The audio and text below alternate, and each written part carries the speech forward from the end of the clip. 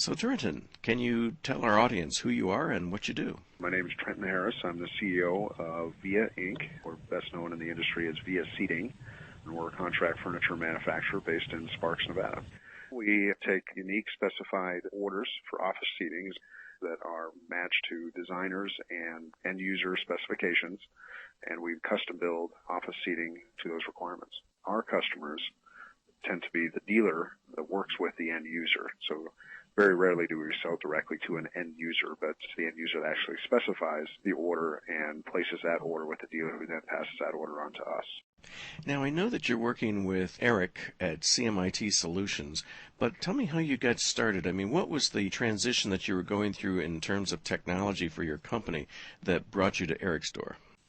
It all started with the need to upgrade our MRP system in our operations and financial system. The prior system was based on a very old Mac environment, Apple environment, and of course the best state-of-the-art MRP systems are all PC-based. So as we switched, that created the need to have much more involved IT and technology management as well as software applications to facilitate those changes. That was initially supported by someone at an executive level as we were implementing that infrastructure and software. And once that was stabilized, we realized that we were able to shift to a mode of support and management rather than development. For a lot of people who are considering whether they want to outsource or not, it's hard sometimes for people to really kind of do the math, to look at who's the internal resource we're using for this. I mean, sometimes you've hired a pure IT guy, but in this case, you have somebody on staff who's at an executive level who is essentially doing technology support work. So can you help us run the numbers a little bit? I mean, why did you decide that it made more sense to outsource this? You know, there's two issues when you're dealing with a high-level executive. You're talking a six-figure salary, and when you have any amount of time, especially at this substantial level, you're probably overpaying for the resources necessary to support that infrastructure and environment, as well as a major distraction on that team member's real priorities in driving business rather than taking care of infrastructure. All told, between infrastructure and other technology, I would say at least $50,000 to $60,000 a year of this person's salary was spent on technology support. Wow. Wow, that's a ton of bucks. So how did you learn about Eric and CMIT? Eric and I had the opportunity to work together at both of our prior employers and got to know each other through that. In my capacity, I was the controller, the director of finance in that organization, so Eric and I had a lot of opportunity to talk through those issues and managing our way through projects. And Eric was always on top of these issues and a leader in the organization in terms of getting these things done well, on time, and under budget. So I was very impressed with Eric's professionalism, his thoroughness, and his knowledge of not just IT and infrastructure, but also of project management and software development. And the combination of those skills coming into our environment was very, very valuable. And we look to him and CMIT to not only support our infrastructure, but to provide at least counsel and guidance on other issues around software development and software management. What's Eric like just on a personal basis to work with? Eric's definitely not the type of person you would think is a normal IT geek. He is very personal. His professional background as members of the executive team of large companies give him a perspective of what it's like to be his customer in a business out there trying to survive and needing this level of support. So having that background really makes him uniquely effective to support and be a business partner, helping evaluate different choices and appreciate cost issues. And Eric has helped us on a variety of different things, and some things that are probably pushing the CMIT model. So he has been a very valuable resource and one that we're not shy about taking advantage of. So when he came in to look at your operation, as I understand it from Eric, one of the things he discovered is, and I have to tell you, this is the most common report I get back from people, is that the backup systems that you had while they were in place were not always operating properly. You were not always getting complete backups. Was that pretty scary when you recognized that? Absolutely. This was a major concern that we had even on our prior system. It was a standalone client-based piece of software that wasn't getting backed up regularly. And then as we transitioned into the new MRP system, we were doing backups, but they were just on-site and not regular, and staff would forget, or if it failed, there would be nobody there to pick up for it. So it was very inconsistent and not particularly well managed, as well as all on-site at our one facility. we did not have an external or off-site backup process, and that certainly was a concern of ours, and the opportunity to have something that worked on an automated basis overnight that we didn't have to worry about, that backed up things on-site as well as off-site, was a tremendous step forward. So if you were wiped out, either because of some kind of natural calamity, a fire or whatever, in your current situation, do you think you would have ever opened your doors again? I mean, a lot of companies don't.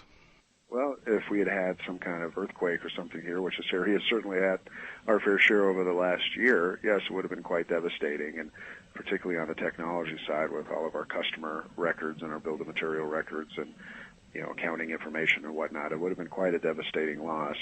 Now we're certainly in a position to be able to rebound from that within about 24 hours. Well, as a matter of fact, you've done more than many people do. A lot of people will get some kind of better backup system, but you've actually gone for the CMIT Guardian Plus system, which not only has a device in your office that allows you to make a quick changeover should there be a problem, but you also have off-site backup as well. So you've really gone the full boat. Why did you decide to go that far? I mean, not everybody does that. Well, again, if you're looking at business continuity and disaster recovery, which is very, very important to managing your risk and your investment as a business, having something on site just is not sufficient. You need to have some backups off site just in case there is some extreme event that would wipe out for some reason your on-site backup, or for some reason that might happen to fail. To have that backup is absolutely critical.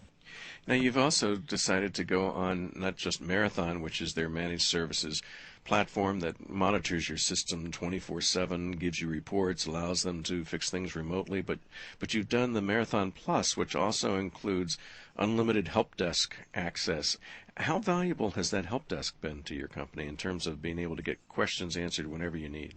Well, it's been quite priceless. Number one, that reduces the distraction factor for the operational team and the executive team here, so we can feel free to route any challenges that we might have through CMIT and have that included in one fee so we don't worry about incurring extra costs.